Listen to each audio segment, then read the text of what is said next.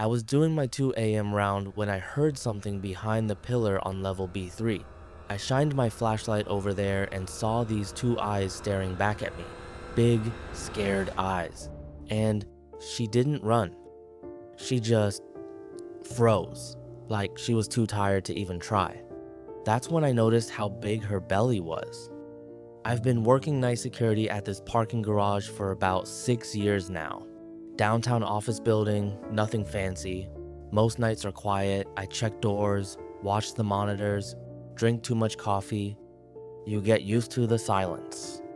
But strays sometimes wander in, especially when it gets cold. Usually I just shoo them out before morning. Building management doesn't want animals in here, and honestly, I never thought much about it.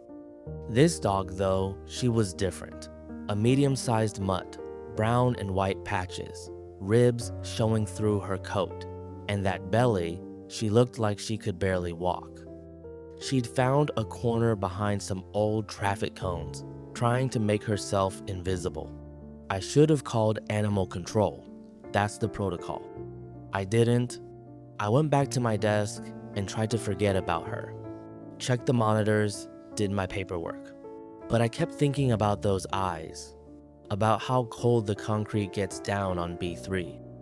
Around 3:30, I went to check on her again. She hadn't moved, hadn't eaten anything. She was panting now, shallow and fast. I'm not a vet, I'm not even really a dog person. I'd never owned one, but I knew something was happening, or about to happen. I started thinking about what I had. There was some old cardboard in the recycling area, a moving blanket in the supply closet that nobody would miss. My jacket. I spent the next hour building this, I don't know what to call it, a nest, I guess, right there behind the cones. She watched me the whole time, still didn't move. When I finished, I stepped back and just waited. She sniffed it, looked at me. Then, slowly, carefully, she crawled inside. By 4 a.m., she was in labor.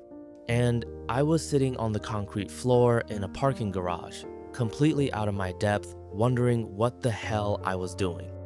The first puppy came around 4:20, then another, then another.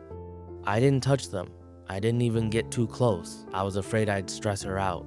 I just sat there with my flashlight dimmed, watching her do everything on instinct, cleaning them, nudging them toward her.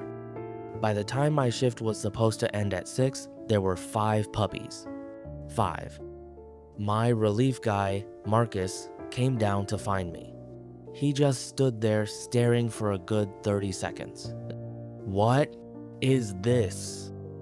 I didn't have an answer.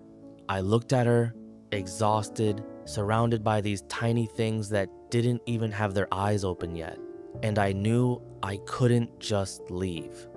I called my supervisor and told him I had a situation, told him I'd handle it.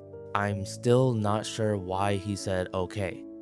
I took them home that morning, all 6 of them, set them up in my bathroom with more blankets and towels than I've ever owned. The vet said she was maybe 2 years old, probably abandoned. The puppies were healthy, small, but healthy. I named them after my night crew. There's Marcus, who never shuts up. There's Davis, the lazy one. Okonkwo, the troublemaker. Little Reyes. And the runt, I named her Chen, after the supervisor who didn't fire me. Mama dog, I call her Sergeant. People ask me why I kept them all. 6 dogs is a lot. I don't really have a good answer. I guess sometimes you're just in the right place at the right time and something asks you to show up. So you show up?